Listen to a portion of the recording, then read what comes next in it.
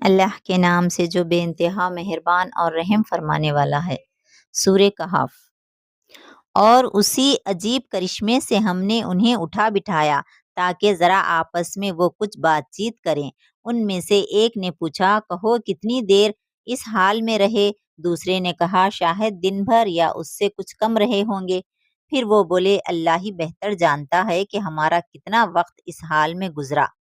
چلو اب اپنے میں سے کسی کو چاندی کا یہ سکہ دے کر شہر بھیجیں اور دیکھیں کہ سب سے اچھا کھانا کہاں ملتا ہے۔ وہاں سے وہ کچھ کھانے کے لیے لائے اور چاہیے کہ ذرا ہوشیاری سے کام کرے، ایسا نہ ہو کہ وہ کسی کو ہمارے یہاں ہونے سے خبردار کر بیٹھے۔ اگر کہیں ان لوگوں کا ہاتھ ہم پر پڑ گیا تو بس ہمیں مار ہی ڈالیں گے یا پھر زبردستی ہمیں اپنی ملت میں واپس لے جائیں گے، اور اگر ایسا ہوا تو ہم کبھی فلاح نہ پائیں گے۔ اس طرح ہم نے اہل شہر کو ان کے حال پر مطلع کیا تاکہ لوگ جان لے کہ اللہ کا وہ وعدہ سچا ہے اور یہ کہ قیامت کی گھڑی بے شک آ کر رہے گی۔ مگر ذرا خیال کرو کہ جب سوچنے کی اصل بات یہ تھی، اس وقت وہ آپس میں اس بات پر جھگڑ رہے تھے کہ ان صحابی کہاف کے ساتھ کیا کیا جائے۔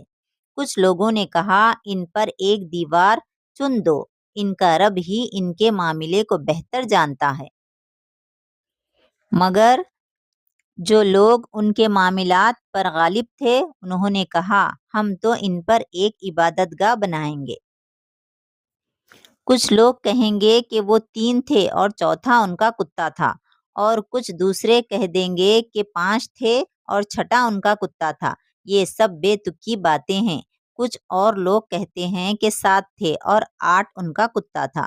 کہو میرا رب ہی بہتر جانتا ہے کہ وہ کتنے تھے، کم ہی لوگ ان کی صحیح تعداد جانتے ہیں۔